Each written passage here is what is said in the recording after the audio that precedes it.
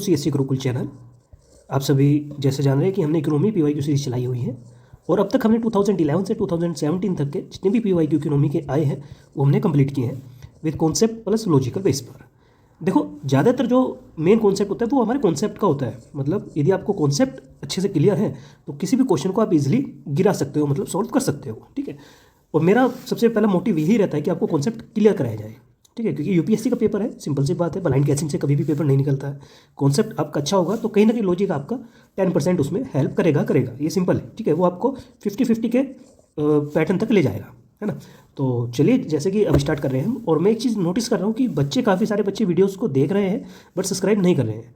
ठीक है, तो आप लोगों से मेरी एक गुजारिश है कि प्लीज़ चैनल को आप लोग ना सब्सक्राइब कीजिए। ठीक है, क्योंकि आपका सब्सक्राइब हमारे लिए बहुत ज़रूरी है। हमारा इनिशिएटिव जो है वो स्टार्टिंग फेज पे है, सिंपल सी बात है। ठीक है, तो आप लोगों का सब्सक्राइब करना और लाइक देना और कमेंट में बताना कि सर आपका ये अप्रोच हमको अच्छी लगी है या आप इस बेस पर PYQ लेके आइए, तो मैं उस पर काम करूँगा। ठीक है, और जल्द ही मैं आप लोगों के लिए एक स्मार्ट नोट्स में और स्मार्ट वे में ला रहा हूँ इकोनॉमी की करंट अफेयर। मेरा मोटिव ये है कि आपको पता है कि 24 जो मई में आपका एग्ज़ाम है प्रीलिम्स का। ठीक है, मैं उससे पहले अप्रैल मंथ की एंड तक आपको मेन करंट अफेयर सब चीज़ें रिवाइज करवा दूँ या कंप्लीट करवा दी जाए, जो आप आपका अप्रैल की एंडिंग के बाद आप उसको रिवाइज करें। ठीक है, आपको यदि स्पीड कम लगती है वीडियो देखने में तो आप 1.5 या 1.25 की स्पीड पर देख सकते हैं। ठीक है, तो अब ज़्यादा टाइम नहीं लेते हैं हम, चलिए स्टार्ट करते हैं हमारा लेक्चर। चलिए आइए फर्स्ट क्वेश्चन पढ़ते हैं आप लोगों के सामने इकोनॉमी का। Which one of the following best describes the merchant discount rate. MDR के बारे में पूछा गया है हमसे कि MDR के बारे में बताइए, डिस्क्राइब कीजिए कि बेस्ट कौन सी स्टेटमेंट डिस्क्राइब कर रही है MDR को। MDR, ठीक है। अब आप लोग बताइए MDR होता क्या है। यदि नहीं पता है तो पहले हम स्टेटमेंट थोड़ा सा पढ़ते हैं। ठीक है, स्टेटमेंट को हम जानते हैं। The incentive give by a bank to a merchant for expecting payments through debits card. ठीक है, टू द दैट बैंक। ठीक है, क्या आप एक बार बताइए, जो पहली स्टेटमेंट ठीक है, हमने यहाँ हमको नहीं पता। सेकंड स्टेटमेंट में आते हैं। सेकंड स्टेटमेंट क्या कर रहा है, the amount paid back by banks to their customers when they use debit cards for financial transaction for purchasing goods और सर्विसेज। देखो ये स्टेटमेंट कितनी इलॉजिकल मतलब फेस में आप लोगों से बात कर रही है। देखो, मेरी थोड़ी सी ना तबीयत डाउन है, तो यदि आवाज़ आपको भारी लग भी रही होगी, है ना, और नाक भी थोड़ा सा मेरा बंद है, तो मेरा कहना मतलब थोड़ा सा मैं अभी रिकवरी फेज पर हूँ। हमने पीछे जो लास्ट ब्रेक लिया था जिसमें मैंने कंटिन्यूटी हमारी ब्रेक हो गई थी, उसका रीज़न है मेरी तबीयत का खराब होना। बट अब मैं रिकवरी पर हूँ तो अपना कोशिश कर रहा हूँ कि लेक्चर को मिस ना किया जाए। चलिए 20 स्टेटमेंट को देखते हैं कि इलॉजिकल कैसे है। अब एक बार बताइए, इस स्टेटमेंट में क्या बोला है कि भाई देखो, जो हमारे मतलब मैं बोल सकता हूँ कि बैंक है, मतलब कोई ग्राहक है। ठीक है, कौन है, ग्राहक है। ठीक है, कस्टमर है कोई, वो कस्टमर यदि हम यूज़ कर रहे हैं क्या, डेबिट कार्ड, या हम यूज़ कर रहे हैं फाइनेंशियल ट्रांजैक्शन यूज़ कर रहे हैं फॉर परचेसिंग गुड और सर्विसेज के लिए। ठीक है, तो हमको क्या मिल रहा है, कैशबैक मिल रहा है। क्या आपने कभी ऐसा देखा है, बताइए। ठीक है, क्योंकि यहाँ बात कर रही है जब हम कोई अमाउंट पेड कर रहे हैं by banks to their customer when they use debit cards financial transaction. ठीक है, तो क्या हमको कैशबैक दिया जाता है, नहीं भाई, कस्टमर्स को कैशबैक नहीं दिया जाता है, ग्राहक को कोई कैशबैक नहीं मिलता है। ठीक है, समझ रहे हो, बल्कि लिया जाता है किससे लिया जाता है, जिस बिजनेसमैन से लिया जाता है। ठीक है, समझ रहे हो, मतलब कहने का ये है मेरे आप लोगों से। देखो सिंपल बात है। अब ये है, ये एक ग्राहक है, ये शॉप पे गया, इसने कुछ चीज़ें खरीदी। क्या खरीदी, कुछ चीज़ें खरीदी हैं। मैं काफ़ी स्लो स्पीड से चल रहा हूँ ताकि आप लोगों को क्लियरिटी होए। ठीक है, और यहाँ इसने पेमेंट जो करा वो अपने डेबिट कार्ड से करा। किससे करा, डेबिट कार्ड से इसने पेमेंट कर दिया, कोई दिक्कत नहीं है। अब जो ये माल मतलब अब डेबिट कार्ड से पेमेंट करा, क्या बैंक इसको, जो बैंक है वो कैशबैक देगा, कैशबैक वाला ऑफर देगा इसको, नहीं देगा, बताइए। या कुछ रिटर्न देगा आपको कि नहीं सर, क्यों देगा रिटर्न, भाई बैंक रिटर्न क्यों देगा, नहीं देगा ना। वो बात अलग है, आप जैसे फ़ोन पे से पेमेंट कर दिया या आपने पेमेंट बैंक को यूज़ करा तो आपको कैशबैक मिल गया, पेटीएम जिसको बोलते हैं। ठीक है, या फ़ोन पे कर दिया, गूगल पे कर दिया, रिवॉर्ड्स मिल गए, वो एक अलग चीज़ है। बट यहाँ बात कर रहे हैं किसकी, मर्चेंट डिस्काउंट रेट की बात कर रहे हैं। पहली बात तो ये, हमने जब भी स्टेटमेंट देखी तो हमने देखा इलॉजिकल है। भाई हम कहीं भी डेबिट कार्ड, आप पेट्रोल पंप पे जा रहे हो, आप कहीं भी जा रहे हो, आप डेबिट कार्ड से पेमेंट कर रहे हो, अपने ATM से पेमेंट कर रहे हो, ठीक है, या डेबिट कार्ड से पेमेंट कर रहे हो, तो क्या आपको बैंक कैशबैक देगा, बैंक क्यों कैशबैक देगा, नहीं देगा ना।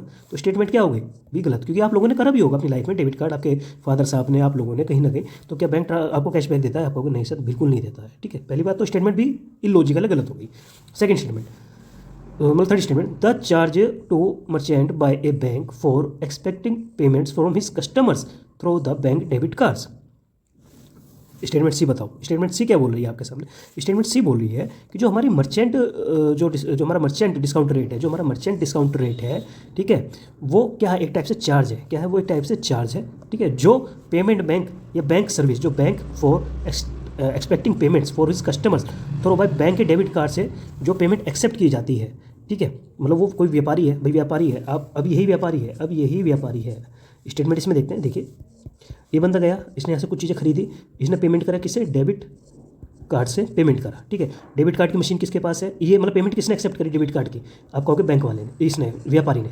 कौन एक्सेप्ट कर रहा है? ये व्यापारी, ठीक है, जो इस शॉप का मालिक है, उसने डेबिट कार्ड से क्या करा? पेमेंट को एक्सेप्ट करा, ठीक है, कर लिया, कोई दिक्कत तो नहीं। ये कैसे पेमेंट होगी? डिजिटल होगी, like debit card, credit card, ठीक है, डिजिटल पेमेंट, इससे एक्सेप्ट कर लिया, ठीक है। तो अब इसको जो ये जो हमारा ये जो मालिक है इस शॉप का, ठीक है, ये जो मालिक है शॉप का, इसको बैंक को ये बंदा जब डेबिट कार्ड से या क्रेडिट कार्ड या पेमेंट और डिजिटल पेमेंट से एक्सेप्ट कर रहा है पेमेंट, तो इस बंदे को बैंक को क्या देना होगा? कुछ परसेंट क्या देना होगा? भुगतान करना पड़ेगा, कुछ टैक्स, कुछ रेट, ठीक है, या कुछ बोलते शुल्क, कुछ चार्ज क्या करना पड़ेगा? चार्ज क्या होगा? देना पड़ेगा। तो स्टेटमेंट क्या बोल रहा है? स्टेटमेंट सी क्या बोल रहा है? और इसी को हम बोलते हैं MDR, मर्चेंट डिस्काउंट रेट बोलते हैं इसको ही, ठीक है। सी स्टेटमेंट में सीधा बोला, इसी बात को बोला गया, the charge to merchant by a bank for expecting the payment from his customer through the by debit card. This is right option. Option C right है, ठीक है। अब ऑप्शन बी हमने गलत कर दिया, ऑप्शन डी देखते हैं। The incentive gives by the government to merchant for promoting digital payments by their customers through point sales, POS, ठीक है, पॉइंट ऑफ सेल्स जिसकी बात कर रहे हैं, मशीन एंड डेबिट कार्ड्स, ठीक है। मतलब सरकार कभी कभी डिजिटल पेमेंट्स को बढ़ावा देने के लिए, गवर्नमेंट जो है कभी कभी डिजिटल पेमेंट्स को बढ़ावा देने के लिए क्या सब्सिडी देती है? क्या सब्सिडी देती है? यदि देती है, लेकिन MDR कोई सरकारी इनिशिएटिव नहीं है। बट MDR कोई भी गवर्नमेंट के द्वारा चलाया गया इनिशिएटिव नहीं है। हो सकता है गवर्नमेंट बोलती कि भाई आप डिजिटल पेमेंट्स करो, हम आपको कैशबैक देंगे या कुछ ऑफर्स देंगे, क्या देंगे? कुछ ऑफर्स देंगे, तो वो गवर्नमेंट का एक इनिशिएटिव है। बट MDR गवर्नमेंट के इनिशिएटिव में शामिल नहीं होता है। MDR गवर्नमेंट के इनिशिएटिव में शामिल नहीं होता है, ये आप लोगों को पता होना चाहिए, ठीक है, समझ गए ना। क्योंकि ये क्या है? MDR क्या है? ये बैंक के द्वारा लगाया गया है, क्योंकि बैंक ही तो उसको वसूल रहा है ना। वसूल किससे रहा है? व्यापारी से वसूल रहा है। और व्यापारी से कब वसूलता है MDR? बैंक जो है व्यापारी से MDR कब वसूलेगा? जब कस्टमर ने डिजिटल पेमेंट करी हो, डेबिट कार्ड से पेमेंट की हो या क्रेडिट कार्ड से पेमेंट की हो, उस पर थोड़ा सा चार्ज जो है वो बैंक वसूलता है, उस चार्ज को ही बोलते हैं हम MDR। इतनी बात आप सबको समझ में आ गई होगी। तो ऑप्शन डी भी गलत है, क्योंकि इसमें बोला गया MDR गवर्नमेंट का इनिशिएटिव है, बट जबकि है नहीं।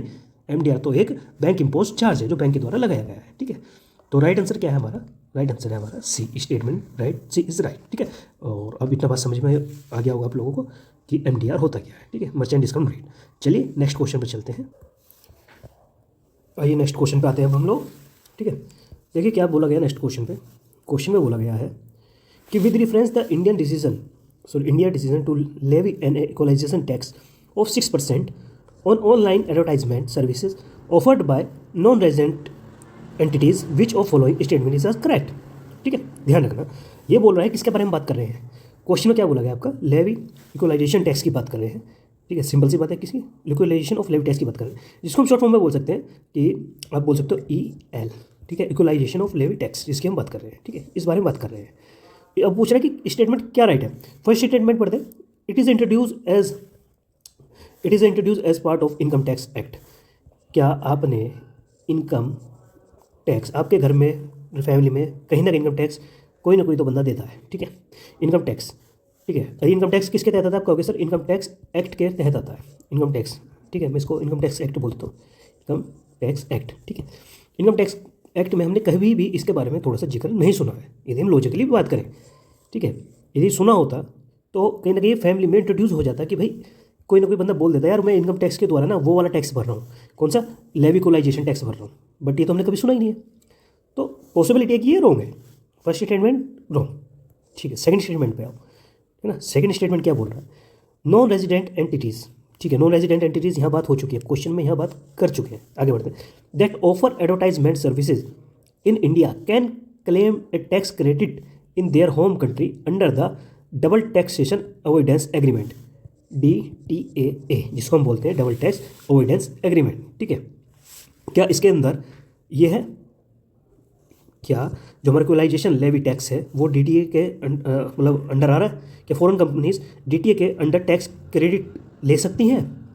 आप कहोगे नहीं सर, ये भी गलत है, ये दोनों दिए गए नाम क्या हो गए, गलत हो गए। क्योंकि गलत क्यों है इस बात का ध्यान रखना, क्योंकि जो इक्वलाइजेशन लेवी जो हमारा टैक्स है, ठीक है, ये इनकम टैक्स के एक तो बाहर आता है, किसके, हमने इनकम टैक्स के बाहर है, इनकम टैक्स में शामिल नहीं है, पहली बात तो ध्यान रखना। जो DTAA है, ठीक है, डबल टैक्सेशन अवॉइडेंस एग्रीमेंट जो है, ये पार्ट किसका है, ये सिर्फ इनकम टैक्स पर अप्लाई होता है। ये किस पर अप्लाई होता है, सिर्फ और सिर्फ इनकम टैक्स पर अप्लाई होता है, DTA। और आप जान रहे हो कि जब इक्वलाइजेशन लेवी जो टैक्स है वो DTA, वो इनकम टैक्स का पार्ट ही नहीं है, तो इनकम टैक्स का जो पार्ट है वो DTA है। तो जब DTA इनकम टैक्स का पार्ट है तो फिर कैसे इक्वलाइजेशन लेवी टैक्स पार्ट हो सकता है DTA का, क्योंकि इसका डायरेक्ट, इसका तो रिलेशन है ही नहीं इनकम टैक्स से, ठीक है। इक्वलाइजेशन टैक्स का रिलेशन किससे नहीं है, इनकम टैक्स से नहीं है, ठीक है। तो ये ऑप्शन डी भी गलत हो गया। Double tax session avoidance agreement किसका है, आप कहोगे सर इनकम टैक्स का है, और इनकम टैक्स से तो दूर दूर तक नाता नहीं है किसका भी, आप बोलोगे सर इक्वलाइजेशन लेवी टैक्स का बिल्कुल भी दूर दूर तक नाता नहीं है। तो स्टेटमेंट दोनों क्या हो गई, गलत हो गई। तो आंसर क्या हुआ, आंसर डी हुआ, ठीक है। ना तो एक सही है ना ही दो सही है, पहली बात तो ये ध्यान रखना आप लोग, ठीक है। अब थोड़ा सा मैं आप लोगों को इसके बारे में जानकारी दे देता हूँ, इक्वलाइजेशन ऑफ टैक्स के बारे में जानकारी हम ले लेते हैं, ठीक है। Levy tax, equalization levy tax के बारे में थोड़ा सा मैं आपको बता देता हूँ, ठीक है। ध्यान रखना, ये जो इंट्रोड्यूस हुआ था, ये मेरे ख्याल से 2016 के आसपास ये इंट्रोड्यूस किया गया था, ठीक है। 2016 या उससे पहले इंट्रोड्यूस किया जा चुका है, जहाँ तक मैं मतलब सोच पा रहा हूँ। बट खैर छोड़े इस चीज़ को, इस चीज़ को ना देखें कि कहाँ वो इंट्रोड्यूस हुआ या कहाँ नहीं। एक बात का ध्यान रखना, आप देखो, अब आप लोग हो देखा होगा गूगल है, जैसे गूगल है, ठीक है, फेसबुक है आपकी, ठीक है, ये प्लेटफॉर्म है, ये प्लेटफॉर्म है, ये बाहर की कंपनियां हैं, ये कहाँ है, ये बाहर की कंपनियां हैं, ठीक है। इंडिया में इनका कोई भी एक ऑफिस नहीं है, ठीक है, ध्यान रखना। बिना ऑफिस के इंडिया में ये रन कर रही है क्या, लाइक आपकी एड्स हो गई, एडवर्टाइजमेंट हो गई, सर्विस दे रही है आपको, क्या कर रही है, डिजिटल कंपनीज पर आपको सर्विसेज मिल रही हैं, ठीक है, सर्विसेज मिल रही हैं, ठीक है। तो जब ये सर्विसेज मिल रही हैं, बट ये बाहर की कंपनियां, इनका ऑफिस इंडिया में नहीं है, ठीक है।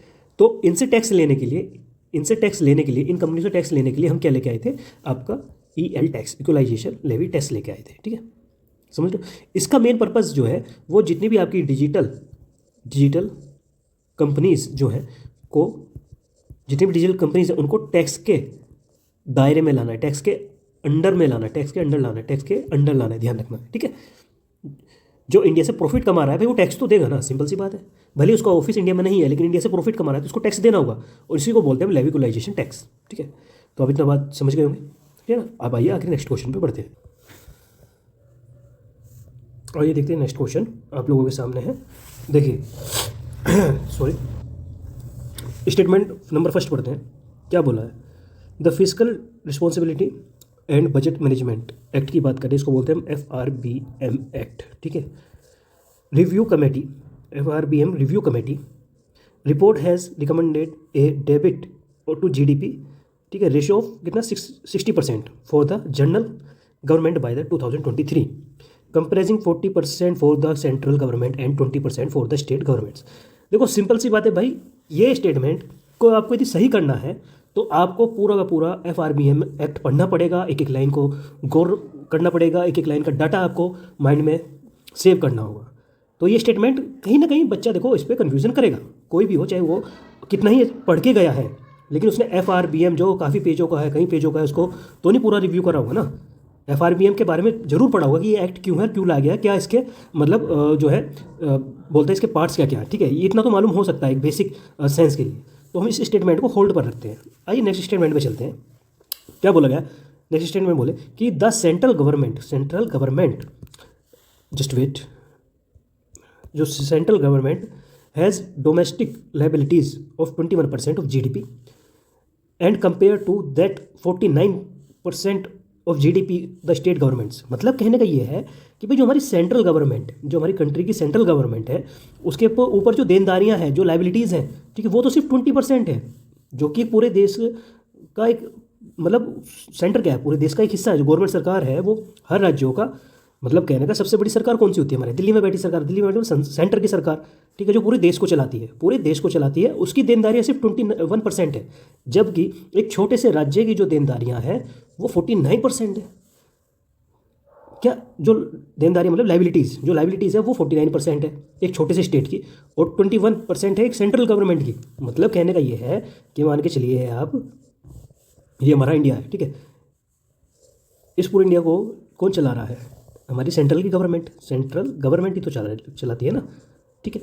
यहीं पर एक छोटा सा हिस्सा है, एक स्टेट है, मान लो महाराष्ट्र, इधर महाराष्ट्र पड़ता है, महाराष्ट्र स्टेट मान लो, ठीक है, ठीक है। और ये हमारी कौन सी स्टेट गवर्नमेंट है, यहाँ स्टेट गवर्नमेंट है। इसकी जो लाइबिलिटीज़ है वो 49% है, जो देनदारियाँ हैं। और सिर्फ सेंट्रल गवर्नमेंट की जो देनदारियाँ, जो लाइबिलिटीज़ है वो कितनी बताई गई, 21% बताई गई है जीडीपी का। किसका, जीडीपी का। यार एक बात बताओ, ये तो अगली सरकार तो पूरा देश चला रही है, ये सिर्फ अपना राज्य चला रहा है, ठीक है। तो सबसे ज़्यादा देनदारियाँ किस पे होंगी, कॉमन सेंस की बात है भाई, सेंट्रल गवर्नमेंट पे होगी। डाटा दिखा रखा है जीडीपी का 21% की सेंट्रल गवर्नमेंट का है, और जीडीपी का 49% लाइबिलिटीज़ स्टेट गवर्नमेंट की है। कहीं ना कहीं ये डाटा इंटरचेंजिंग हुआ है, 21% स्टेट का होना था और 49% सेंट्रल का होना था। एग्जामिनर ने क्या करा, इसको इंटरचेंज कर दिया और इसको बना दिया स्टेटमेंट को रॉन्ग। क्या कर दिया, रॉन्ग बना दिया गया, ध्यान रखना, ठीक है, समझ लो, ये स्टेटमेंट रॉन्ग है। चलिए नेक्स्ट स्टेटमेंट पे आते हैं। As per the constitution of India it is a mandatory, क्या mandatory for a state to take the central government's consent, central government का कंसेंट लेना होगा एक स्टेट गवर्नमेंट को, राइजिंग एनी लोन, कोई भी लोन लेने से पहले, if a former of any outstanding liabilities to the letter. मतलब कहने का यह है कि स्टेट गवर्नमेंट जो है, जो हमारी जो स्टेट गवर्नमेंट है, जो स्टेट गवर्नमेंट है, उसको परमिशन लेनी होगी सेंट्रल गवर्नमेंट की एक नया लोन लेने के लिए, ठीक है। एक नया लोन लेने के लिए सेंट्रल की क्या चाहिए, इसको स्टेट गवर्नमेंट को परमिशन चाहिए। अगर स्टेट पर सेंटर का लोन पेंडिंग है, मान ली ये स्टेट है महाराष्ट्र, ठीक है, इस पर ऑलरेडी सेंट्रल गवर्नमेंट का 2 करोड़ लोन जो है वो क्या है, सॉरी 2000 करोड़ लोन जो है वो इस पर महाराष्ट्र पे पेंडिंग है एग्जाम्पल के तौर पर, और इसको नया लोन चाहिए महाराष्ट्र को। तो नया लोन लेने से पहले इसको सेंट्रल गवर्नमेंट की क्या चाहिए, मंजूरी चाहिए। ये जो रूल है ये कॉन्स्टिट्यूशन के आर्टिकल नंबर 293 में लिखा गया है, इस बात का ध्यान रखना, ठीक है। तो ये स्टेटमेंट राइट भी है। उसका मेन रीज़न आपको देखो, एक स्टेटमेंट बात सही है भाई, सेंट्रल गवर्नमेंट सबसे बड़ी गवर्नमेंट होती है, ठीक है। छोटे को कोई भी कदम लेने से पहले कई बार बड़ों की परमिशन लेनी पड़ती है, सिंपल सी बात है। तो ये स्टेटमेंट इज राइट, ठीक है। 2 रॉन्ग हो गई, 2 रॉन्ग है, 3 राइट है। अब बताइए 3 इसमें है या इसमें, आपको कहोगे सर इसमें है। फर्स्ट स्टेटमेंट का हमको पता नहीं था, हमने होल्ड पे रख लिया था, ठीक है। तो हमारा आंसर निकल गया, सिंपल है, 3rd राइट है और 3rd बड़ा इसमें, ठीक है। तो option C is right, option C is right, ठीक है। ये ऐसा करना है क्वेश्चन, ये लॉजिकल भी हो गया आप लोगों के लिए और कॉन्सेप्चुअल भी हो गया, ठीक है। और मैं पहले बता रहा हूँ सॉरी, आप अपना FRBM के बारे में कॉमन जो रूल्स हैं, जो रेगुलेशन है वो पढ़ के जाए, पूरा एक्ट मत पढ़ के जाए, लेकिन कॉमन चीज़ें पढ़ के जाए। और जिस बंदे का भी कॉन्सेप्ट क्लियरिटी कमज़ोर है, मेरे प्ले लिस्ट पूरी अपलोड है इकोनॉमी की, जाके देखिएगा, 1.5 की स्पीड पे देखिएगा, इन डिटेल मैंने उसको कवर किया, जो आपको मेंस में भी हेल्प करेगा और प्रीलिम्स में भी।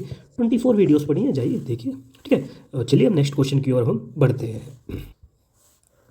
आइए थोड़ा सा देखते हैं नेक्स्ट क्वेश्चन पे आपको क्या बोला गया है, स्टेटमेंट पढ़िए आप लोग मेरे साथ, ठीक है। देखिए, the quantity imported edible oil की जो इम्पोर्टेड क्वांटिटी है वो मोर देन हुई है डोमेस्टिक प्रोडक्शन से, मोर देन है, ठीक है, of edible oils in the last 5 years, ठीक है। आप जान रहे हैं जितना भी हमारा एडिबल्स ऑयल है हम उसको इम्पोर्ट करते हैं, ठीक है। ये बात हकीकत है भाई। देखो हम क्या बोलते हैं कि हम ऑयल, जो ऑयल्स हैं वो हम क्या कर रहे हैं, जो ऑयल है हम क्या करते हैं, इम्पोर्ट करते हैं ज़्यादा मात्रा में, सिंपल है। तो यही वो बात स्टेटमेंट में बोला गया है कि भाई जितना हमारे डोमेस्टिक प्रोडक्शन हो रहा है, जितना हम ऑयल पैदा कर रहे हैं उससे ज़्यादा हम इंपोर्ट करते हैं बाहर से। यदि हम अपने डोमेस्टिक प्रोडक्शन, अपने देश के अंदर 1% एडिबल ऑयल बना रहे हैं, तो हम 90% या 99% बाहर से इंपोर्ट भी कर रहे हैं। यह मान के चलिए कि हमने मान के चलिए आप कि 2% हमने प्रोडक्शन किया है एडिबल ऑयल्स का अपने देश में, तो 8 हमने बाहर से मंगाया है, ठीक है। तो ये स्टेटमेंट भी यही बोल रहा है कि जो क्वांटिटी है इंपोर्टेड एडिबल ऑयल्स की वो मोर देन है हमारे डोमेस्टिक प्रोडक्शन से, और लास्ट 5 ईयर्स। ये इसमें कोई कहीं तक भी हम निगेटिव नहीं सोच सकते। जो बच्चा अच्छे से बजट पढ़ रहा है, करंट से रिलेट कर रहा है, जो स्कीम्स पढ़ रहा है, वो ये सब चीज़ें समझ रहा है, ठीक है। तो दिस इज़ राइट। और सिंपल सी बात है, हम ऑयल्स पर भाई अब भी हम क्या कर रहे हैं, हम आत्मनिर्भर नहीं है, हम ऑयल्स को इम्पोर्ट करते हैं, सिंपल है, ठीक है। आइए सेकंड पढ़ते हैं। The government does not impose any custom duties on all the imported edibles oils as special cases। अब आप एक बात बताइए, यदि गवर्नमेंट कस्टम ड्यूटीज़ नहीं लगाएगी, ठीक है, एडिबल्स ऑयल पर, तो उनका रिवेन्यू कैसे आएगा भाई। गवर्नमेंट को रिवेन्यू भी तो चाहिए ना, थोड़ा सा इनकम भी चाहिए उसको, ठीक है, समझ रहे हो ना। बट क्या बोला गया है कि कस्टम ड्यूटीज़ वेट कोई आ गया था तो गेट ओपन करने गया था। चलिए स्टार्ट करते हैं। Second statement, the government does not impose any custom duties on all imported edible oils as a special case. देखो एज ए स्पेशल केस में हम कभी भी कस्टम ड्यूटीज़ जो हमारी कस्टम ड्यूटी है, जो हमारी कस्टम्स ड्यूटी है, ठीक है, उनको एडिबल ऑयल पर कभी हम जीरो नहीं करते, कभी भी जीरो नहीं करते हैं। किसी स्पेशल केस में हम हाँ उनको कम या ज़्यादा कर सकते हैं बट जीरो नहीं करेंगे, ठीक है। लेकिन है जीरो वाली बात आ गई ना कि डज नॉट इम्पोज, बिल्कुल लगाते ही नहीं हम कस्टम ड्यूटीज़, ठीक है। उन्हें एक स्पेशल केस है, स्पेशल केस में हम कस्टम ड्यूटीज़ को कम या ज़्यादा करते हैं भाई, ठीक है। उनको लगाते नहीं है, उनको हटाते नहीं है, ठीक है, या उनको लागू नहीं करते हैं, ये गलत है, ठीक है। हम कस्टम ड्यूटीज़ लगाते हैं, हम कस्टम ड्यूटीज़ लगाते हैं और उनको वसूलते हैं, चाहे हम स्पेशल केस में उनको कम करें या ज़्यादा करें, बट कस्टम ड्यूटीज़ लगेगी, ठीक है। ऐसा नहीं कि उसको इम्पोज नहीं करेंगे। तो स्टेटमेंट 2 इज रॉन्ग हो गया, ठीक है। समझ रहे हो मेरी बात ना।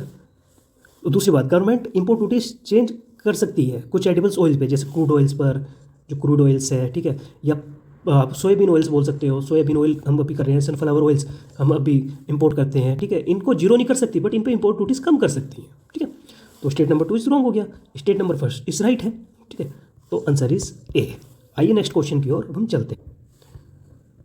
नेक्स्ट देखिए, बोला गया है which of the following links all the ATMs in India, ठीक है। सभी ऑल एटीएम्स को लिंक किया गया इंडिया में, कौन कर रहा है।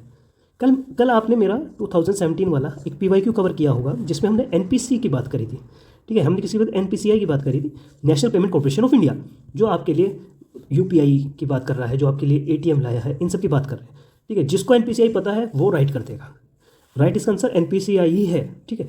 एटीएम्स का वर्क कौन देख रहा है, NPCI देख रहा है। इंडिया बैंक एसोसिएशन क्या एटीएम्स का काम देखेगा यार, इतनी बड़ी टर्म है इंडिया बैंक एसोसिएशन, क्या एटीएम्स को देखेगा, क्या एटीएम को ही लिंक करेगा आपको, नहीं सर, ठीक है। ये बैंक का एसोसिएट है और ATM नेटवर्क नहीं चलाता है, ठीक है। Second, national security deposit limited, securities की बात आ रही है, बॉन्ड्स की बात आ रही है, ठीक है। शेयर्स की बात आ रही है, जहाँ सिक्योरिटीज़ की बात आ रही है वहाँ बॉन्ड्स शेयर्स बोलते हैं इसको, ठीक है। ये ATM से नहीं है रिलेटेड, बात खत्म, ये खत्म हो गया, ये खत्म हो गया। रिजर्व बैंक ऑफ इंडिया, ओहो, सिर्फ रिजर्व बैंक ऑफ इंडिया को यही काम रह गया। कभी आपने सुना है रिजर्व बैंक ऑफ इंडिया ने ATM को यहाँ जोड़ा है, यहाँ लगाया है, ऐसा नहीं ना। इनडायरेक्टली कंट्रोल तो नहीं करता, सॉरी डायरेक्टली कंट्रोल तो नहीं है ना, नहीं है, ठीक है। ये रेगुलेटर RBI रेगुलेटर है लेकिन डायरेक्ट ATM नेटवर्क ऑपरेटर नहीं करता है, ध्यान रखना। डी गलत हो गया, ठीक है। सिंपल था ये क्वेश्चन, कोई ज़्यादा भारी नहीं था। जिसने मेरा 2017 का PYQ देखा वहाँ पे मैंने NPCI के बारे में चर्चा की हुई है। एक कीवर्ड आप लोगों को दे रहा हूँ, उसको ध्यान रखना। जहाँ भी बात आई ATM प्लस UPI प्लस आपका रुपे, जहाँ भी बात है रुपये का मतलब समझ लो वीज़ा की जगह इसको लाया गया है, थोड़ा सा ना इसको ध्यान रखना। मैंने 2017 के PYQ में इसको कवर कराया है, ठीक है। ये सब इक्वल मिलकर क्या बना रहे हैं हमारा NPCI, ये ध्यान रखना। ये थोड़ी सी एक ट्रिक मैंने आप लोगों को बता दी है, ATM UPI रुपये, ठीक है। ATM UPI रुपये बराबर NPCI, मतलब NPCI ने इन सबको डेवलप किया है, ठीक है, ध्यान रखना। आइए नेक्स्ट क्वेश्चन की बात कर रहे हैं। जब हम नेक्स्ट क्वेश्चन को देख रहे हैं तो क्वेश्चन पढ़ रहे हैं, क्वेश्चन में बोला गया है कैपिटल एडुकेसी रेशो। अब मुझे बताइए कैपिटल एडुकेसी रेशो होता क्या है, ये कॉन्सेप्ट है, बताइए। एक बात बताइए, आप लोग हो, ठीक है, आप लोग हो, अब आप लोगों ने मान लीजिए ये एक बैंक है, आप लोगों का एक बैंक है, क्या आप लोगों का एक बैंक है, आप लोगों को ब्याज पे पैसा दे रहे हो, क्या दे रहे हो, ब्याज पे पैसा दे रहे हो, ठीक है। आप लोगों को क्या कर रहे हो, ब्याज पे पैसा दे रहे हो या लोन दे रहे हो, ठीक है। आपके पास है कितने, आपके पास है मान के चलिए आपके पास 10 लाख रुपीज़ है, 10 लाख रुपीज़ है, ठीक है। अब 10 लाख रुपीज़ में आपने बोला यार एक काम करते हैं, हम जो है ना लोन पर देंगे कितने, 5 लाख, 5 लाख रुपीज़ लोन पर देंगे। यदि हमारा लोन का पैसा डूब गया, लोग लेके भाग गए, तो जो बचे हुए 5 लाख है, जो बचे हुए 5 लाख है, ये जो यहाँ पर एक हमने रख दी है एक तिजोरी में, कितने, 5 लाख, 10 लाख में से 5 लाख पे तो हमने लोन दे दिया है और बचे 5 लाख हमने अपने तिजोरी में रख दिए हैं, ठीक है। यदि हम 5 लाख लोन पर दे रहे हैं, लोन हमारा डूब गया है या उससे हमको बेनिफिट नहीं मिला, नुकसान में चले गए, तो इस नुकसान की पूर्ति बैंक को हैंडल कौन करेगा हमारे, वो करेंगे ये बचे हुए 5 लाख। ये बचे हुए 5 लाख को हम क्या बोल रहे हैं, कैपिटल एडुकेसी रेशो, ठीक है। इसको हमने एक टर्म का नाम दे दिया, ठीक है। अब आइए पढ़ते हैं। Capital adequacy ratio CAR is the amount that banks have to maintain in the form of their own funds to offset any loss that bank incur if the account holders fail the repay dues. समझ रहे हो। तो statement सही है गलत है बताइए। मैंने जो आपको बताया, ये जो कॉन्सेप्ट मैंने आपको बताया कैपिटल एडुकेसी रेशो का, क्या ये सही है नहीं है, आपको हाँ सर ये तो पूरा मैच कर रहा है इससे, क्योंकि हमने जो 5 लाख ये अलग से रखे थे 10 लाख में से अपने भाई लॉस, जो हमारा लॉस होगा उससे बचने के लिए तो रखे थे, जो हैंडल कर लें, सिंपल है। तो फर्स्ट स्टेटमेंट राइट। तो आपका सिंपल सी वे में मैंने थ्योरी में आपको कैपिटल एडुकेसी रेशो भी समझा दिया है, ठीक है। Second statement, capital adequacy ratio is decide by individual bank. अरे भाई ये कब से होने लगा? मतलब कोई भी बैंक इंडिविजुअल डिसीजन नहीं लेता है, उसको इतना राइट नहीं दिया गया है। वो अपनी जो प्राइमरी लैंडिंग रेट भी है ना, जो प्राइमरी लैंडिंग रेट भी है वो भी आरबीआई द्वारा ही डिसाइड किया जाता है, क्योंकि आरबीआई जो रेपो रेट रखता है उसकी बेस पर हम क्या रखते हैं, प्राइमरी लैंडिंग रेट रखते हैं। तो सब जानते हैं कि डायरेक्टली और इनडायरेक्टली बैंकों को कौन कंट्रोल कर रहा है, वो कर रहा है आरबीआई। तो बैंक कैसे इंडिविजुअली अपनी अपनी अलग से कैपिटल एडिक्वेसी रेशो रख सकते हैं, ये तो नहीं डिसाइड कर सकते ना। तो स्टेटमेंट टू इज रॉन्ग, ध्यान रखना, ठीक है। सीआर कौन डिसाइड कर रहा है? सिंपल सी बात है, आरबीआई, ठीक है। समझ रहे हो मेरी बात? अब करता कैसे? कैश एडिक्वेसी रेशो को आरबीआई डिसाइड कैसे कर रहे हैं? एक कमेटी है, ध्यान रखना, एक कमेटी होती है इंटरनेशनल लेवल पर, ठीक है, बेसल कमेटी जिसको बोलते हैं, basal committee norms, basal committee norms, ठीक है। ये कमेटी होती है, ये होती है किस पे? इंटरनेशनल लेवल पर, इंटरनेशनल लेवल पर ये कमेटी होती है, पहली बात तो याद रखना, ठीक है। ये डिसाइड करती हैं आपके नॉर्म्स, मतलब आपका कैपिटल एडिक्वेसी रेशो किस बेस पर रखा जाएगा, कितने उस पर रखा जाएगा, ये डिसाइड करती हैं, ठीक है, समझ गए। और इसी के बेस पर आरबीआई अपने नॉर्म्स को डिसाइड करता है, इन कमेटी की रिक्वायरमेंट, समझ रहे। तो इसका मतलब आप समझ गए, सिंपल है। तो आंसर क्या हुआ? आंसर हुआ हमारा 1 इज राइट, ठीक है। आइए अब आगे बढ़ते हैं, ठीक है। चलिए, बोला गया है आपसे नेक्स्ट क्वेश्चन में, which one of the following statements correctly describes the meaning of legal tender money. Legal tender money के बारे में कौन सी स्टेटमेंट अच्छे से डिस्क्राइब कर रही है, ये देखना है, ठीक है। पहली बात तो ये समझ लीजिए लीगल टेंडर मनी होता क्या है, जिसको हम बोलते हैं लीगल टेंडर मनी की हम बात करें तो ये है क्या। देखिए, जो लीगल टेंडर मनी है ना, इसको बोलते हैं, आप एक बात बताइए, वो पैसा लीगल टेंडर मनी में वो करेंसी जिसको आप लेने से मना नहीं कर सकते हैं, ठीक है। मतलब कहने का ये है, आप एक बात, ये दो पर्सन है, सिंपल सी बात है, आपने इसको कुछ लोन दिया, क्या दिया? लोन दिया। अब आपका ये आदमी लोन चुका रहा है, ये बोल रहा है कि आपने जो लोन दिया था सर वो हमको करेंसी में दिया था, रुपीज़ में दिया था, ठीक है। और आपने जो लोन दिया था सर वो आपने मुझे 10,000 का लोन दिया था, 10,000 का लोन दिया था, ठीक है। मैं आपको 10,000, एक काम कर सकता हूँ क्या सर, 10,000 का चेक दे दूँ आपको? आप कहोगे नहीं सर, ये आदमी मना करने लगा, कह रहा नहीं भाई चेक नहीं चाहिए, मुझे तो रुपीज़ में चाहिए। किस में चाहिए? मुझे रुपीज़ में चाहिए, ठीक है। और हमारे यहाँ रुपीज़ में चाहिए, और ये रुपीज़ ही क्या है? करेंसी क्या है हमारे यहाँ की? लीगल टेंडर मनी तो होती है ना, सिंपल है। इस आदमी, ये वो आदमी बोला नहीं भाई मुझे तो रुपीज़ में चाहिए, मेरा पैसा जो मैंने तुझे वो दिया था। ये चेक को मना कर देगा, यदि आदमी चेक को मना कर देगा तो क्या ये आदमी जो चेक में पैसा दे रहा है अपना लोन का वापसी, क्या ये पुलिस थाने में चला जाएगा, पुलिस स्टेशन चला जाएगा रिपोर्ट करवाने कि भाई मैं तो चेक में दे रहा हूँ अपना लोन का पैसा, ठीक है, और उसने मना कर दी लेने के लिए जिसने मुझे लोन दिया था? नहीं जाएगा, नहीं जाएगा, क्योंकि ये हमारी क्या है, लीगल टेंडर मनी के अंतर्गत नहीं आती है चेक, ठीक है।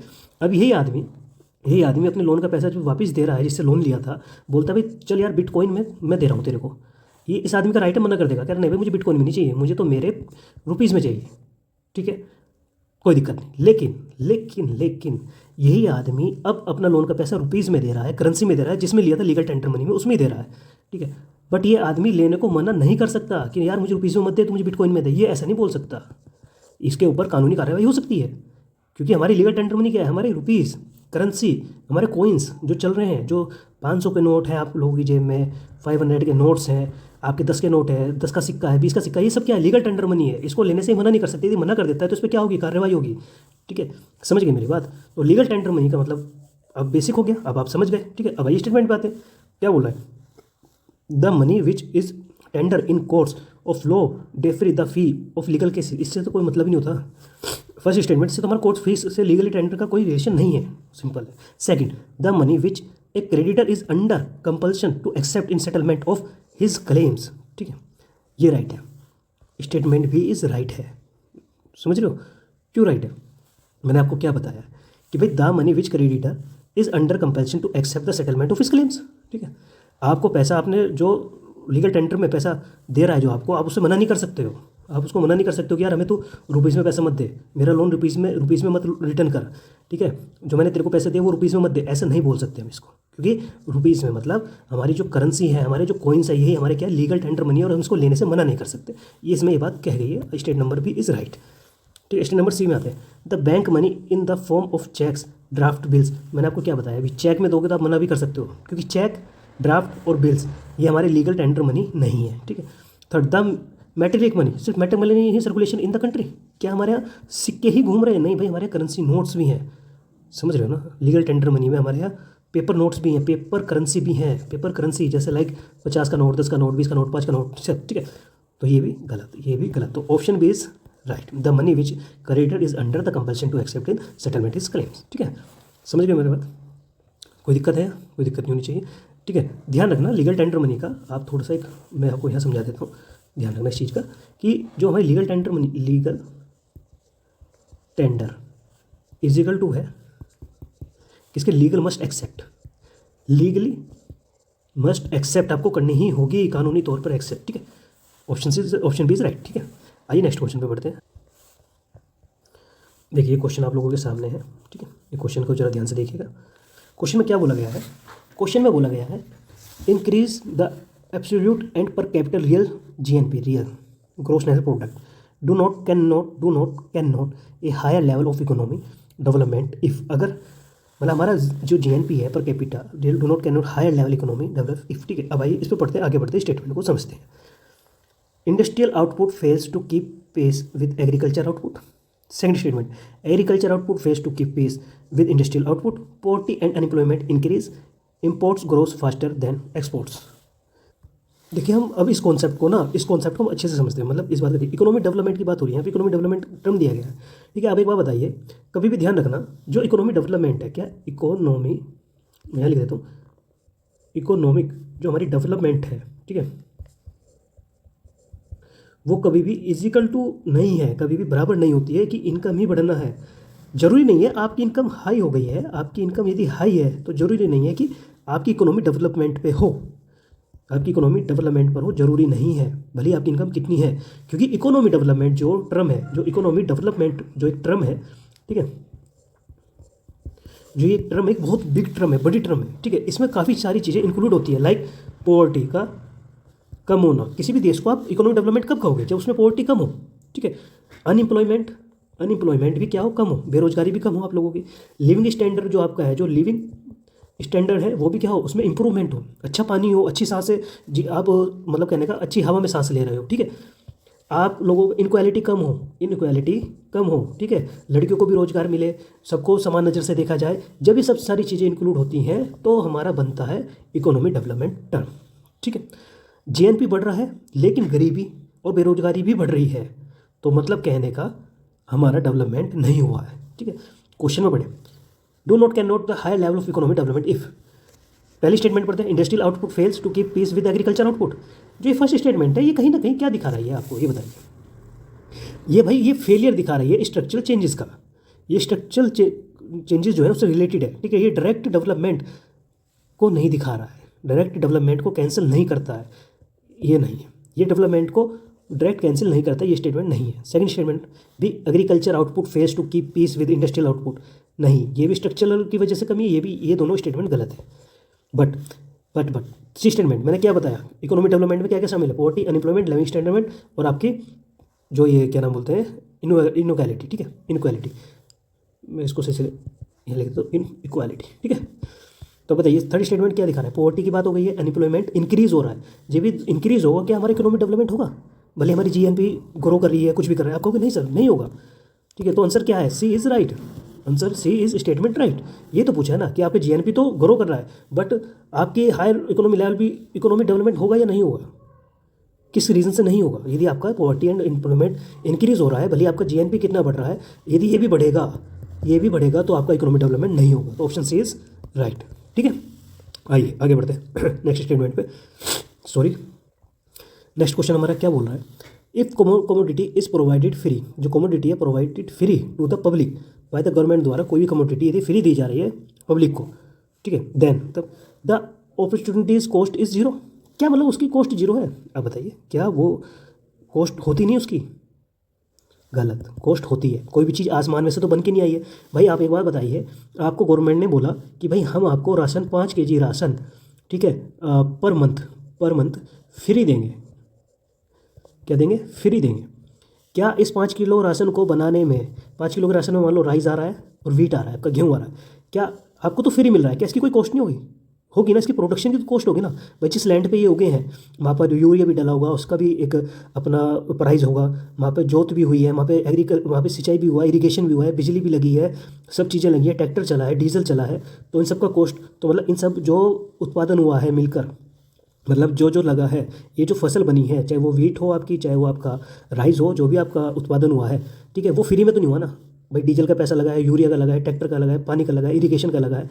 मतलब कहने का ये है कि वो फ्री में नहीं बनी ना चीज़ें, आसमान से तो नहीं आके गिरी ना, हमने कुछ इन्वेस्टमेंट किया जब भी तो हमारा प्रोडक्शन हुआ ना। तो बोले फ्री तो नहीं है, पहली बात। अब जो 5 किलो का राशन है, क्या जो जो पब्लिक को फ्री दे रही है गवर्नमेंट, क्या उसका कोई कॉस्ट नहीं है? आपको कि नहीं सर कॉस्ट तो है, हमने यहाँ देख लिया सारी कॉस्ट ही है। जो हम भाई जो हमने उगाया, पहले इन्वेस्टमेंट करा, जब भी तो उसको बनाया है, तो कॉस्ट तो है। तो ये क्या बोल रहा है कि the opportunity cost is zero. आपको कि नहीं सर जीरो तो हो ही नहीं सकता, भले हमको फ्री में मिल रहा है, आसमान से तो नहीं टपका ना, ठीक है। नेक्स्ट ऑप्शन पे पढ़ते हैं, the opportunities cost is ignored. भाई इग्नोर नहीं होता है, ठीक है, बस पेयर चेंज हो जाता है, देने वाला चेंज होता है। आगे इसमें डिस्कस करेंगे, ये नहीं है, इग्नोर तो नहीं कर सकते, इग्नोर नहीं हुआ, ठीक है। Third, the opportunities cost is the transferred from the consumers of the product to the tax paying public. ये स्टेटमेंट जरा ध्यान से पढ़ना, ठीक है, हम इसे वापस आएंगे। लेस्ट D option, the opportunities cost is transferred from the consumer of the product to the government. ठीक है, मतलब गवर्नमेंट खुद पैसा नहीं कमाता है, वो टैक्स पेयर का पैसा यूज़ करके ही आप लोगों को फ्री में राशन दे रहा है, इस बात का ध्यान रखना है। तो ये बोल रहे कि गवर्नमेंट खुद पैसा कमाता है फिर लोगों को फ्री में दे रहा है, ट्रांसफर कर रहा है। The opportunity cost is transfer from the consumer of the product of the government. नहीं, ये भी गलत हो गया। ऑप्शन सी इज राइट है, ऑप्शन सी राइट है। आपको कोई भी चीज़ जो फ्री में मिल रही है ना, वो आपके टैक्स के दिए हुए पैसे से मिलती हैं। आप सोच रहे हो, अब आप एक बात बताओ, चलो यहाँ एक सिंपल सी बात है, आप देखते हो एक्सप्रेस वे बन रहे हैं, हाईवे बन रहे हैं, बहुत अच्छे अच्छे बन रहे हैं, आप जब उस पर जाते हो क्या देते हो? टोल टैक्स देते हो ना, टोल टैक्स देते हो ना आप अच्छी रोड पे जाने के लिए। टैक्स किसने दिया? कंज्यूमर ने दिया, जो उस रोड पे चलेगा वो टैक्स देगा। समझ गए मेरी बात? अब आपको लगता है कि सरकार ने सड़क बनाई है तो फ्री दी है हमको, अरे फ्री नहीं दिया भाई, टैक्स ही दिया है। अब आपको जो राशन दे रहा है 5 किलो, वो जनता के टैक्स के पैसे से ही तो सरकार दे रही है, सरकार थोड़ी ना कमा रही है पैसा, वो तो जनता के टैक्स से जो पैसा आ रहा है उसके द्वारा आपको फ्री में राशन दे रहा है। वो जो कॉमोडिटी है जो होती है, जो प्रोवाइड करवा रहे हैं, वो फ्री करवा रहे हैं, बट वो फ्री नहीं है, उसकी कॉस्ट जनता की टैक्स से आ रही है। समझ रहे हो? तो ऑप्शन सी इज राइट है। आई बात समझ में? लॉजिकल देखें तो कोई भी कॉस्ट जीरो नहीं होती, कोई भी कॉस्ट को इग्नोर नहीं किया जाता। ये गलत हो गया, ये गलत हो गया, डी भी गलत हो गया, सी इज द राइट आंसर, ठीक है। डी ऑप्शन में क्या बोला गया था कि the option cost is transfer from the consumer of the product of the government. अरे भाई गवर्नमेंट खुद पैसा नहीं कमाता है, वो टैक्स पेयर के पैसे से यूज़ कर रहा है, ये इस बात का ध्यान रखना है, ठीक है। हम बोलते हैं फ्री राशन दे रहा है, ये कर रहा है, भैया फ्री राशन आपके पैसे से ही है। आप जो छोटी छोटी चीज़ें खरीदते हो, टूथपेस्ट खरीदते हो, आप कुछ भी खरीद रहे हो, उस पर जीएसटी जा रहा है, टैक्स जा रहा है, उस टैक्स के पैसे से ही आपको फ्री राशन दे रहा है। ये बहुत अच्छे कॉमन सेंस की बातें समझनी पड़ती है, ठीक है। आइए नेक्स्ट क्वेश्चन पे चलते रखना। एक बात का ध्यान रखना आप लोग, कीवर्ड मैं आपको दे रहा हूँ एक, वो यहाँ नोट डाउन कर लीजिएगा। जहाँ भी आए फ्री, फ्री गवर्नमेंट, गवर्नमेंट द्वारा कुछ भी फ्री दिया जा रहा है, मतलब इक्वल है। वो पेड कौन कर रहा है उसको? Paid by tax payer, tax देने वाला पेड करता है भाई, फ्री में कुछ नहीं मिलता है, ठीक है, ये ध्यान रखना। ओके, बढ़िया। क्वेश्चन बोल रहा है human capital formation as a concept is better explain in terms of a process which enables. बताइए, स्टेटमेंट पढ़ लेंगे बट ह्यूमन कैपिटल फॉर्मेशन की बात कर लेते हैं। ह्यूमन कैपिटल फॉर्मेशन की हम बात कर रहे हैं। क्या होता है ह्यूमन कैपिटल फॉर्मेशन? बताओ कोई सा, कमेंट करिए। देखो, ह्यूमन कैपिटल फॉर्मेशन होता है जो हमारे, जो किसी देश की पब्लिक है या जो लोग होते हैं, जो पीपल हैं, वेट, जो पीपल्स हैं, जब उनमें इन्वेस्टमेंट करते हैं उनकी अच्छी एजुकेशन के लिए, एजुकेशन स्किल्स के लिए, उनकी हेल्थ के लिए, ठीक है, एंड उनकी ट्रेनिंग करते हैं, हम उनको ट्रेनिंग देते हैं, ठीक है, इन सब में इन्वेस्टमेंट करते हैं, तब हमारा एक ह्यूमन कैपिटल फॉर्मेशन का टर्म बनता है, ठीक है। क्योंकि हम उनको, ह्यूमन कैपिटल फॉर्मेशन का मतलब होता है ह्यूमन को प्रोडक्टिविटी बनाना। क्या है? ह्यूमन को कैसे बनाना? पीपल को कैसे बनाना? प्रोडक्टिविटी बनाना, प्रोडक्टिविटी बनाना। और प्रोडक्टिविटी कब बनेगा? जब उसको अच्छी एजुकेशन मिलेगी, अच्छी एजुकेशन बनेगी तो सोचने की क्षमता होगी, फिर वो अच्छी स्किल्स बनेगा तो नए इन्वेंशन करेगा, क्रिएटिविटी आएगी, ठीक है। हेल्थ अच्छी होगी तो प्रोडक्टिविटी ज़्यादा आएगी, ज़्यादा से ज़्यादा लॉन्ग आवर तक काम करेगा, ठीक है। ट्रेनिंग देंगे तो वो अपने काम में निपुण होगा। समझ रहे हो मेरी बात? तो ये सब आते हैं किसके अंडर? ह्यूमन कैपिटल फॉर्मेशन के अंडर, ठीक है। ये कंपनी की, ये एक कंट्री की स्ट्रेंथ है, ठीक है। यदि हमारे देश के लोग अच्छे होंगे, एजुकेशन अच्छी होगी, स्किल्स होगी, हेल्थ अच्छा होगा, ट्रेनिंग अच्छी होगी, तो वह हमारी इकोनॉमी को भी तो ग्रो करेंगे। ये भी तो ह्यूमन एक कैपिटल ही है। जैसे हमारे पास मशीन होती हैं, हम भी तो एक ह्यूमन मशीन ही तो है, ह्यूमन मशीन है। सिंपल सी बात है, हम सोच सकते हैं, बोल सकते हैं, लिविंग थिंग है, इतना हमको पता है, ठीक है। आइए अब आइए थोड़ा स्टेटमेंट पढ़ते हैं कि individual of a country to accumulate more capital. बताइए भाई, ये फिजिकल, ये बात कर रहा है फिजिकल या फाइनेंशियल कैपिटल की, ठीक है, ना कि ह्यूमन कैपिटल की बात नहीं कर रहा है, गलत। Increase the knowledge, skills levels and capacities of the people of the country.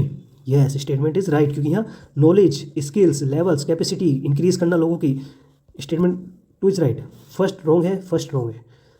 Third fourth देखते हैं। थर्ड में क्या बोला है, एक्यूमुलेशन ऑफ टेंजिबल वेल्थ। बताइए सही है गलत है। टेंजिबल वेल्थ का मतलब होता है, टेंजिबल वेल्थ का मतलब होता है लाइक बिल्डिंग, मशीन, फैक्ट्री। नहीं भाई, इसकी बात नहीं कही गई है, खत्म, क्योंकि फिजिकल कैपिटल है। टेंजिबल वेल्थ ध्यान रखना, जब हम टेंजिबल वेल्थ की बात करते हैं तो इसमें शामिल होती है हमारी लाइक बिल्डिंग, इसमें ह्यूमन शामिल नहीं होते, बिल्डिंग, मशीन, फैक्ट्री ये शामिल होते हैं इसमें, ठीक है। तो टेंजिबल नहीं भाई, हमें ह्यूमन कैपिटल की बात की गई है, ये नहीं हो statement. Accumulation of intangible wealth, yes, intangible wealth का मतलब मैं बता रहा हूँ, ध्यान रखना। टेंजिबल देख लिया, machine, factory, building. Intangible wealth को बढ़ावा कब मिलता है, जब आपके पास क्या होता है, स्किल्स हो गई, हेल्थ हो गई, ठीक है, आपका इंटेलिजेंसी हो गई, ये होती है हमारी इंटेंजिबल वेल्थ, ठीक है। ह्यूमन कैपिटल इक्वल होती है किसके, इंटेंजिबल वेल्थ के। ध्यान रखना, मैं यहाँ पे लिख देता हूँ, human capital is equal to intangible asset के बराबर, ठीक है। तो option 4 right, 2 and 4 is right, option C is right.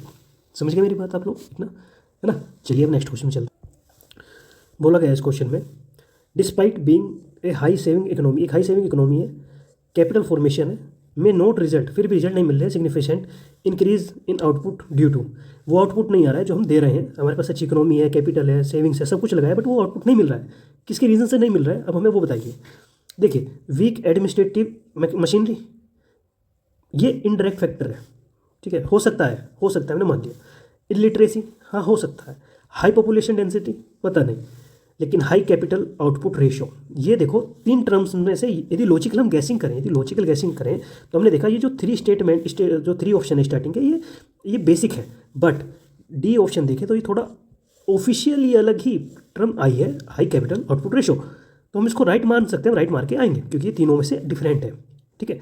But अब हम इसको कॉन्सेप्चुअली समझते हैं। देखो, जो वीक एडमिनिस्ट्रेटिव मशीनरी है ये इनडायरेक्टली हो सकता है, ठीक है, लेकिन इकोनॉमी रीजन से नहीं है, इसको इकोनॉमी रीजन से नहीं मान सकते, ठीक है। इलिटरेसी जो है ये ह्यूमन कैपिटल से रिलेटेड है, ये ह्यूमन कैपिटल से रिलेटेड है, जैसे हमने ऊपर भी क्वेश्चन में पढ़ा है, ठीक है। पर इस क्वेश्चन में इस बारे में बात नहीं की गई है, क्योंकि हमारे पास अच्छी इकोनॉमी, कैपिटल वगैरह की बात की गई है, ठीक है। हाई पॉपुलेशन, इसकी भी बात नहीं कही गई है क्वेश्चन में, ठीक है। लेकिन high capital output ratio, high capital output due to output ratio की बात की गई है, ये राइट है, बिकॉज इसका एक रीज़न है, ध्यान रखना। जब भी हमारे पास, देखो, जो हाई कैपिटल आउटपुट रेशियो का मतलब क्या होता है, देखो जो होता है high capital output ratio, COR बोलते हैं, COR, कैपिटल आउटपुट रेशियो का मतलब क्या होता है, इसका मतलब होता है जब आपके पास ज़्यादा इन्वेस्टमेंट होता है, ज़्यादा मतलब जो हमारा इन्वेस्टमेंट है वो हाई है, बट जो हमारा रिजल्ट मिल रहा है, वो जो आउटपुट मिल रहा है वो क्या है, कम है। जैसे क्वेश्चन में बोला कि हमारे पास भाई सेविंग भी अच्छी खासी है, कैपिटल भी हमारे पास, मशीन अच्छी खासी है, बट हमें वो रिजल्ट नहीं मिल रहा है, जो हमें चाहिए वो आउटपुट नहीं मिल रहा है, बिकॉज हमारे पास इन्वेस्टमेंट तो हाई ज़्यादा है लेकिन आउटपुट हमारा कम है। ये किसके चलते हो रहा है, इसको बोलते हैं हाई कैपिटल आउटपुट रेशो।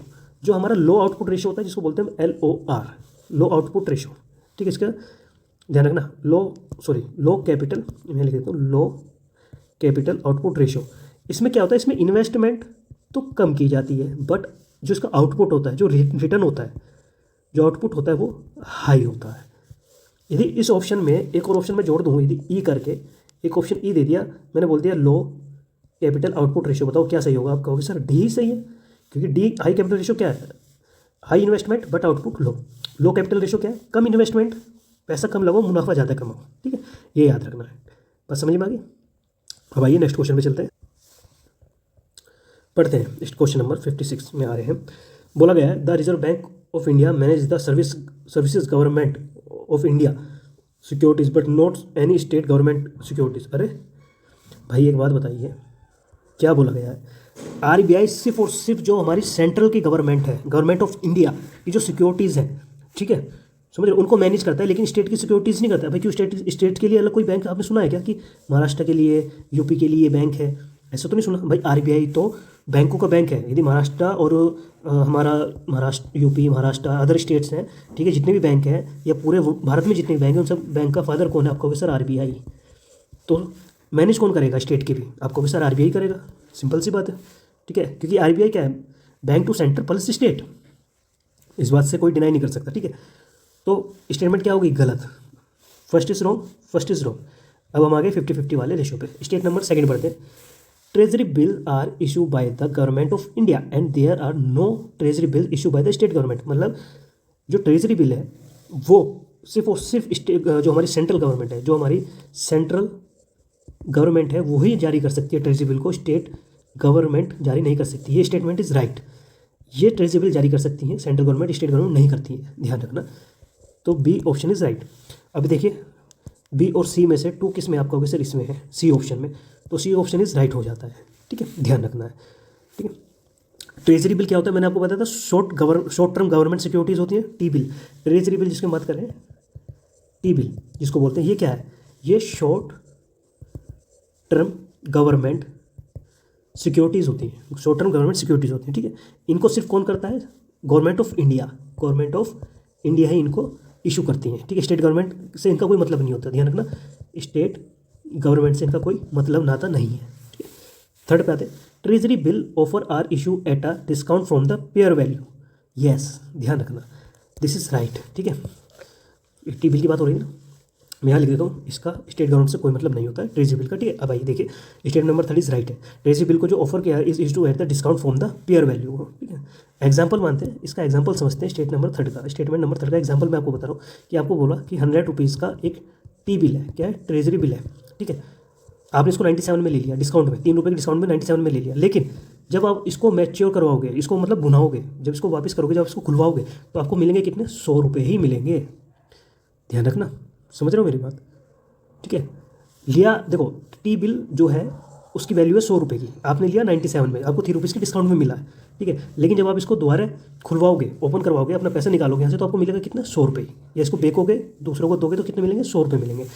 बात समझ में आ गई, ठीक है। लेते हम डिस्काउंट पे ही हैं, लेकिन जब हम इसको रिटर्न करते हैं तो हमको फुल पैसा मिलता है जो इसका वैल्यू है टी बिल का, ठीक है। तो टी बिल का मैं कॉन्सेप्ट बता देता हूँ आप लोगों के लिए। टी बिल इजिकल टू, एक तो सेंटर है, मैं यहाँ लिख देता हूँ टी बिल, ध्यान रखना। लॉन्च कौन कर रहा है? सेंटर गवर्नमेंट, ठीक है, गवर्नमेंट ओनली, पहली बात।